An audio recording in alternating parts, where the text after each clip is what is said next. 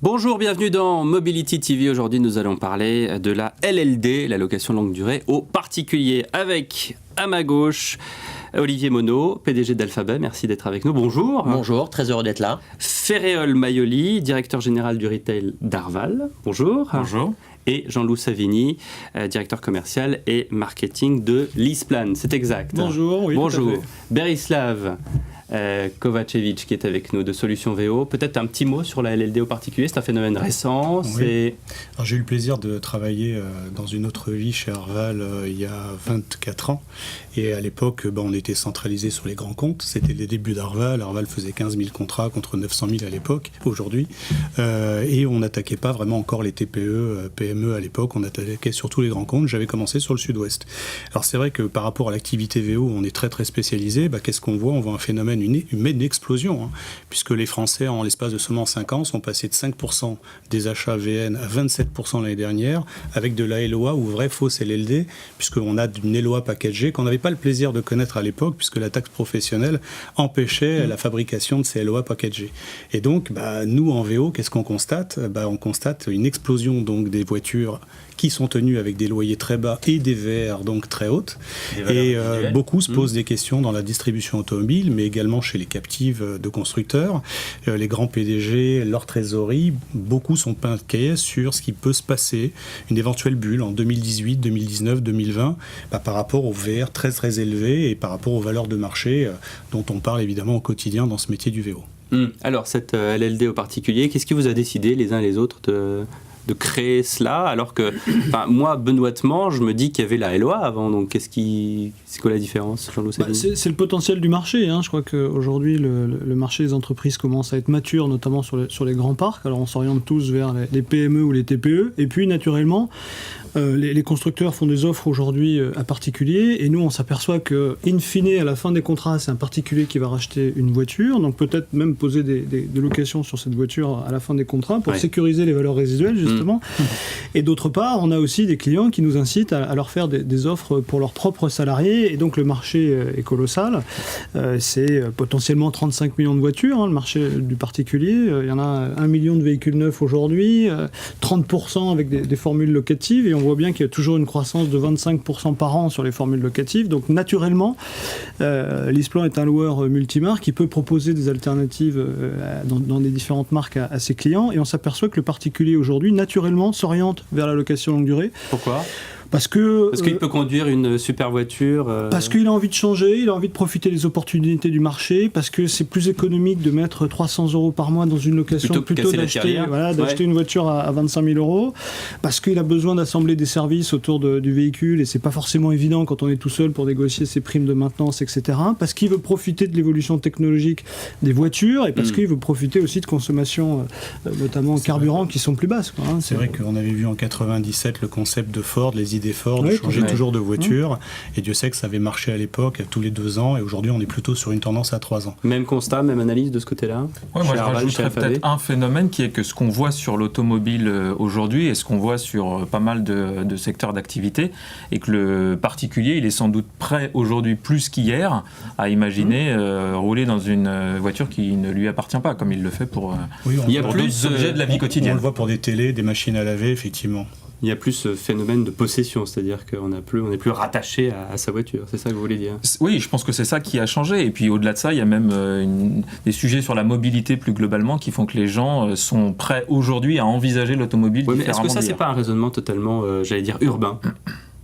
Non, pas que. Non. Alors, déjà, pour revenir un peu sur ce qui a été dit, quand même, la LLD à particulier, c'est quelque chose qui existe depuis un certain temps. C'est-à-dire je sais pas, mais enfin, les constructeurs, au travers de leurs captives, proposent ce genre de produit depuis très très longtemps. Ce qui fait vraiment, effectivement, aujourd'hui, la différence ou le déclencheur, c'est effectivement ce changement de mentalité qu'on n'explique peut-être pas d'ailleurs complètement, mais c'est à force de rabâcher que finalement, ça coûte beaucoup plus cher de posséder que de louer, par la location, on a un certain nombre de services. service. Et puis c'est vrai que toute l'incertitude aujourd'hui autour de l'automobile, avec ce qu'on voit dans les grandes villes et le diesel bashing, etc., font que du coup les gens se disent je suis peut-être plus libre en louant. Je peux m'en défaire à tout moment. Voilà, ou en tout cas j'ai une certaine flexibilité. Mais moi surtout derrière, ce qu'il faut voir, parce que Alphabet, on est peut-être de ce point de vue-là un petit peu encore en retrait par rapport à mes confrères ici autour de la table. C'est-à-dire que c'est quand même un marché qui est complexe, et effectivement il y a une partie timing qui est importante, et là le timing est probablement là, et on sait derrière que l'enjeu et le potentiel est énorme. Donc bien évidemment que la LLD à particulier a un avenir absolument énorme, mais de l'autre côté quand même il y a une complexité pour nous loueurs multimarques de créer d'abord une offre qui soit compétitive. Parce qu'aujourd'hui, finalement, un particulier, en 10 minutes sur Internet, il est capable de comparer toutes les offres. Et effectivement, nous, aujourd'hui, lorsque nous discutons avec les constructeurs automobiles, lorsqu'on leur parle de louer derrière à des entreprises, ils sont très ouverts. Lorsqu'on leur parle derrière de louer à des particuliers, ils sont plus prudents dans leur approche, parce que, quelque part, c'est quelque chose qu'ils font déjà au travers de leur captive. J'entends bien, simplement, ce qui fait peur aujourd'hui aux professionnels, c'est à court terme, ils sont ravis. On a des clients qui rentrent dans des showrooms et qui demandent la voiture à 99, 359 euros, 429 euros. On parle de plus en plus de budget. Alors la tendance du timing, elle vient aussi du fait que depuis quelques années, les gouvernants parlent sans arrêt du pouvoir d'achat et que beaucoup de clients budgétisent absolument toutes leurs dépenses. Mais quand même, sur l'automobile, le risque, il est beaucoup plus élevé sur les VR que sur des machines à laver ou des télés, parce que l'obsolescence elle est plus importante. Et quand on a connu les dégâts qu'on provoqué l'effet subprime il y a seulement 10 ans.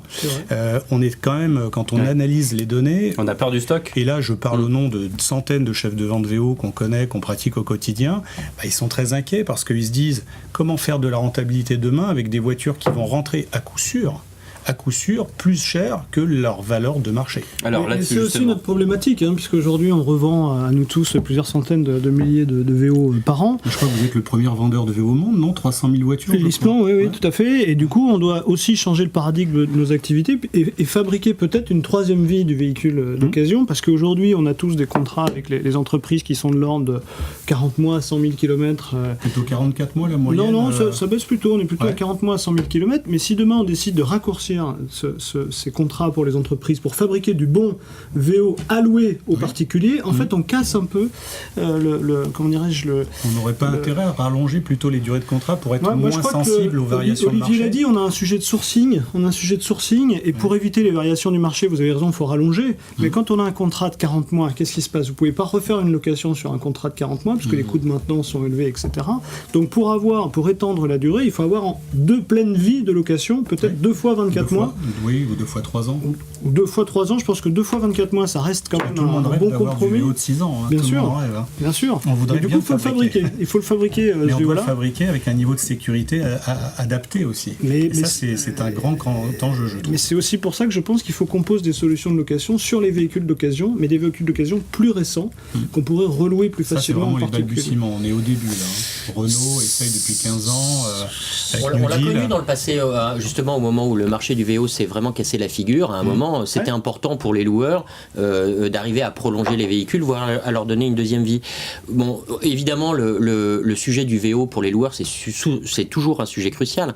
Mais néanmoins, aujourd'hui, et on regarde évidemment avec un immense intérêt et avec beaucoup de précision comment évolue justement ce sujet du diesel qui est largement majoritaire dans nos flottes, et finalement d'une demande des particuliers qui est peut-être en train de s'ouvrir vers d'autres essences électriques, hybrides, etc.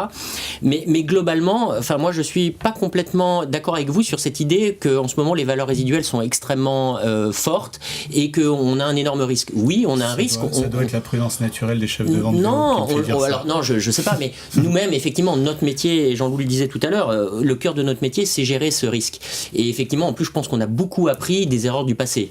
Donc, on regarde ça comme le lait sur le feu, et je peux vous dire qu'on fait régulièrement nos comités de valeurs résiduelles, etc., et on adapte. Et en ce moment, évidemment, chez tous les loueurs, il y a une petite baisse progressive du diesel et quelque part elle est aussi forte que ça parce que. Mais non, mais attention, au niveau de ce qu'on constate dans nos ventes, pour moi il n'y a pas de baisse. En revanche, on prévoit nous d'ores et déjà les revendre dans 3 ou 4 ans, et pour cela on est obligé d'un petit peu adapter nos valeurs résiduelles aujourd'hui. Mais il y a une complexité parce que finalement aujourd'hui les entreprises sont poussées par la fiscalité à continuer à prendre un maximum de diesel, même si elles rêvent de prendre plus d'essence, et donc tout ça c'est un petit peu paradoxal. Et puis la dernière chose aussi, pour revenir à la durée des contrats, c'est qu'effectivement ces dernières années on avait vu un allongement des contrats parce que finalement les entreprises souvent étaient un peu dans une incertitude. Oui, ils renouvelaient. Exactement, et aujourd'hui c'est presque un peu le contraire.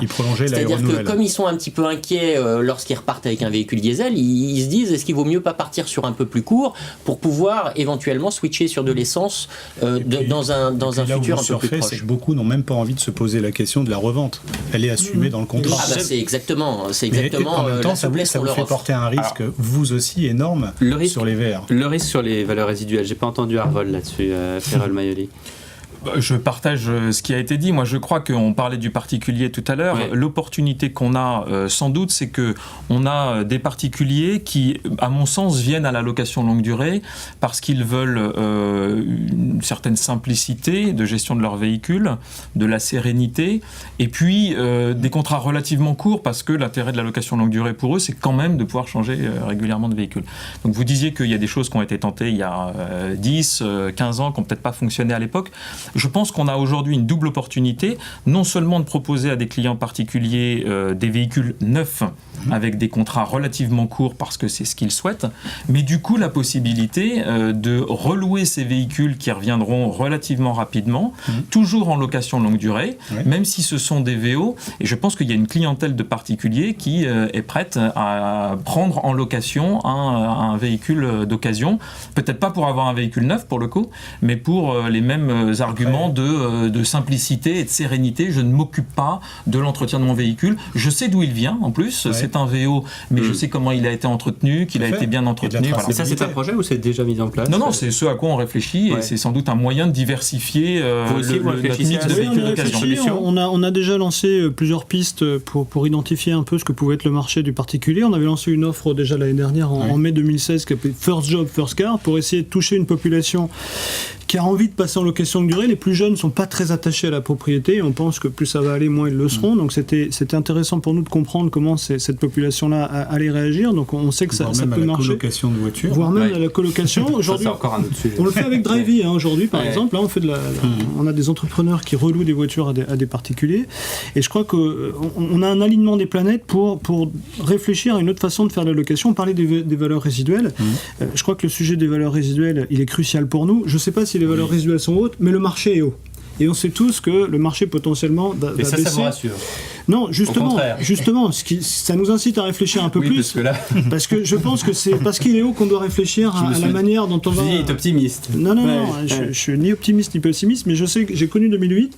Je sais ce qui s'est passé en 2008, comme certains d'entre nous. Des écarts quand même de 1000 à 3000 euros par voiture. 1600. La chute en 2008 en 6 mois, ça a été de 1600 euros. Donc on doit se protéger de ça. Et pour se protéger de ça, évidemment, c'est beaucoup d'argent. Voilà, pour se protéger de ça, il faut construire la deuxième vie. Grâce à la digitalisation aussi. Sur de nombreux contrats aujourd'hui, on a des chefs de vente VO qui ont une double problématique. À court terme, sauf sur des véhicules d'occasion où ils ont de la TVA, ils ne peuvent pas faire de la LOA en VO. Et quand ils veulent en faire, la LOA en VO, alors que le produit est 5 à 10 000 euros moins cher que le VN, est plus cher que la LOA sur le VN. Pourquoi ? Parce que votre positionnement VR en général est plus haut sur des voitures neuves que sur des voitures d'occasion. Donc c'est très paradoxal. Et depuis 2007, c'est une première dans l'histoire, aussi longtemps que je suis capable d'y remonter, on peut acheter des VN. Vous allez vraiment passer pour un vieux combattant, parce que depuis tout à l'heure, vous parlez de... Je l'assume. L'expérience, ça sert aussi un peu. Et donc, clairement, on a aujourd'hui des VO moins chers, plus chers que des VN. Mais on y remédie à ça, peut-être? Non, mais avant de dire, je voulais dire que c'est effectivement très intéressant, parce que tout d'abord, ce qu'on voit depuis un certain nombre d'années maintenant, ou en tout cas, 2 ans et demi, c'est qu'effectivement, on a quand même un marché du VN qui tient plutôt pas mal, et derrière, on a un marché du VO qui tient très très bien. Donc là, ça crée effectivement une espèce de paradoxe avec de temps en temps des problématiques financières qui sont pas toujours facilement compréhensible. Mais je voulais revenir juste à cette seconde vie et éventuellement à de la LLD VO. Exact. Pourquoi pas? Évidemment, c'est potentiellement une idée très intéressante. Mais il faut voir aussi que nous, loueurs, qui sommes avant tout des fournisseurs de services, juste derrière, on est aussi des financiers. Et de ce point de vue-là, il y a un arbitrage qui se fait à la fin de vie du véhicule. Et globalement, tant qu'il sera plus intéressant pour nous de revendre le véhicule parce que le marché du VO se porte bien et que globalement on pourra mettre des véhicules neufs à la route qui nous permettront de maximiser nos achats auprès des constructeurs et donc de réduire nos conditions d'augmenter nos conditions d'achat, pardon. Et ben là on a un cercle vertueux économique aussi qui est très très fort. Surtout lorsqu'on a un lien avec un constructeur en particulier. Ou pas. Je vois pas du tout ce que vous voulez dire. Moi non plus. Je dis ça comme ça au hasard. Mais en fait, les chefs de vente VO sont déjà dans cette problématique, peut-être même encore avant vous, parce que eux, justement, la problématique, c'est de sortir leur voiture malgré la concurrence monstrueuse des véhicules neufs, mieux équipés, mieux connectés, plus vivants, tout ce que vous avez dit, avec un meilleur service. Mais eux, ils doivent bien, justement, replacer. Et là, ils ont besoin de relisser le risque VR. À court terme, ils perdent de l'argent pour refaire de la LOA. Et là, aujourd'hui, on a des blocages liés aux anciennetés de voitures, à l'état des voitures, à la durée de financement, qui font qu'aujourd'hui, c'est dommage parce que je pense qu'on est également prêt sur la clientèle VO. Et ça permettrait peut-être aussi de lisser des risques VR à court et moyen terme. Des initiatives comme celle de certains constructeurs, je pense par exemple à Fiat qui a sorti cette formule Be-Free, c'est-à-dire on a l'impression là c'est un forfait téléphonique quoi. C'est au bout de 12 mois vous rendez votre voiture. Ça vous fait réfléchir aussi. Peut-être chez Arval, chez je pense que ça nous fait, on regarde, ça nous fait réfléchir et on se pose des questions. Et exactement. Après, je ne sais pas ce qu'il y a derrière. Est-ce qu'il y a un pari sur le fait que globalement les gens seront contents du service et de l'offre et qu'ils garderont la voiture parce que il y a quand même un sacré risque. On parlait à l'instant du marché du véhicule d'occasion, des valeurs résiduelles. Et il faut arriver à tarifer correctement ce risque-là. Mais nous, on a un nouveau slogan qui s'appelle Anycar, Anytime, Anywhere. L'objectif, c'est de trouver n'importe quelle voiture, n'importe quand et n'importe où. Je suis client, j'ai reçu la pub. Vous l'avez reçu. Je suis aussi client d'Alphabet. Et donc, l'objectif demain... Il veut se fâcher avec personne, c'est surtout ça. Demain, l'objectif, grâce à ça, c'est peut-être d'identifier ce que pourrait être la demande d'un particulier à l'instant T et de trouver dans notre parc ce véhicule-là pour permettre aux particuliers de repartir tout de suite avec un nouveau véhicule et un client B2B, très forte mobilité. Voilà, d'avoir un nouveau véhicule en permanence. Et ça, c'est des réflexes qu'on doit avoir. Ça s'organise. C'est pas simple d'organiser cette digitalisation de l'offre, avoir le bon sourcing, avoir la capacité aussi de transporter les voitures, parce que c'est clé dans nos activités. Le 12 mois, comme le disait Ferréol, potentiellement, par rapport à nos frais de structure, c'est pas forcément la bonne alternative, sauf si on est capable d'aller très vite. Mais est-ce que vous comprenez cette initiative ou est-ce que vous vous dites, oh là là, court un grand risque parce que j'ai l'impression que Ferréol Maioli avait l'air de dire ils sont courageux ceux-là. Non mais moi je comprends l'initiative, je pense qu'elle peut répondre à une demande des clients et je me mets à la place du client. Si on m'offre la possibilité de sortir à peu près à n'importe quel moment et là en l'occurrence au bout de 12 mois, je prends. Je dis simplement que oui, il y a sans doute un risque et un pari qui est que si tout se passe bien et si le client est satisfait, il restera un peu plus longtemps. Mais si les clients font tous ou en grande majorité le choix de sortir au bout de 12 mois, je pense que le produit s'arrêtera vite. Alors il y a un risque qu'on n'évoque pas trop et qui est intimement lié, parce que Dieu sait que je l'ai vécu quand j'ai appris le métier chez Arval, c'est qu'il y a le risque VR, bien calculé, c'est stratégique, mais aussi le risque de gestion des frais de remise en état. Et je me rappelle à l'époque, on pouvait perdre à des clients parce qu'ils ne comprenaient pas la gestion des frais de remise en état en fin de location. Je peux vous assurer qu'au contact de tous les commerciaux qu'on a aujourd'hui, souvent, c'est la soupe à la grimace et c'est peut-être même la non-fidélisation du client, parce que justement, il ne comprend pas qu'à l'arrivée, par rapport à des loyers très bas, il va avoir des frais de remise en état qui vont très vite à 900 € et qui représentent 3 mois de loyer. Et là, le risque, c'est que ces produits-là ne génèrent pas la fidélisation qu'on est en droit d'en attendre. Alors non, pas chez nous, justement, puisqu'on a une assurance qui couvre les frais de remise en état. Je l'ai souscrit. Vous l'avez souscrite, donc vous savez je suis de quoi je typiquement parle. dans la clientèle des TPE. Voilà, exactement. Donc qui couvre jusqu'à 1 200 € de frais de remise en état, parce que justement, l'objectif pour nous, c'est de fidéliser les clients. Et le principal argument pour fidéliser un client à la fin des contrats, c'est le sujet de... Même remarque là-dessus. On va proposer, on ne le propose pas aujourd'hui, on va proposer, parce qu'on part du même constat qui est que, je le disais tout à l'heure, un des arguments et un des intérêts majeurs pour le client, c'est de lisser, de ne pas avoir de surprise, d'avoir un budget constant. Et là, effectivement, en fin de contrat, il peut avoir... Là, il a une attaque cardiaque. Exactement. Et chez Alphabet ? Non, mais il a une attaque cardiaque, je sais pas, de moins en moins, parce que je crois que quand même, tous les loueurs, d'abord, on a extrêmement progressé, on a gagné en maturité. 3 mois avant la fin de contrat. Non, puis même avant, ce que je veux dire, c'est qu'il y a peut-être eu, il y a 10-15 ans, des excès sur ces sujets-là. Aujourd'hui, ce que je veux dire, c'est que ces excès n'existent plus. On a d'abord, effectivement, on prévient le client un petit peu en amont, mais surtout, on est la documentation autour du véhicule lorsqu'il est restitué est parfaitement encadrée, etc. Alors après, évidemment, c'est toujours un moment qui est un petit peu compliqué et qui peut, lorsque le véhicule est en mauvais état, rester un mauvais souvenir. Mais quand même, aujourd'hui, je pense que voilà, il y a beaucoup plus d'approches, beaucoup plus d'explications en amont qui font que c'est peut-être un peu moins horrible que ce que vous décriviez. J'étais pas dans l'horrible, mais dans le vécu, dans le quotidien.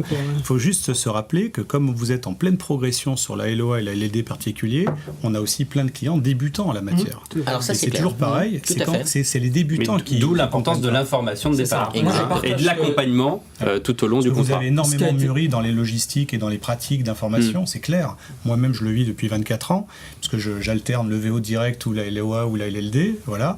Mais pour les clients débutants, là, le premier renouvellement, c'est un vrai choc potentiel. Moi, je partage ce qui a été dit. Oui. Je partage et je pense que si on peut trouver des solutions type assurance, c'est effectivement quelque chose qu'il faut proposer. Il ne faut pas non plus oublier qu'au final, si le véhicule revient avec des dommages, il faut bien que quelqu'un paye. Et d'ailleurs, quand on loue un véhicule en courte durée, personne n'est choqué que s'il y a des dommages sur le véhicule, ils lui seront facturés. Voilà. Bien sûr. Et sur ces fameux contrats très court terme, à 12 mois, on peut s'imaginer qu'en plus les loueurs soient plus durs, parce que je pense qu'aujourd'hui, non seulement effectivement on a évolué dans notre approche, mais typiquement chez Alphabet, lorsque vous rendez votre véhicule au bout de 3 ou 4 ans, on chiffre les dégâts comme si on le remettait à neuf, mais derrière on apporte une charte qui permet de dégressive sur ces coûts-là, qui prend en compte justement l'âge du véhicule.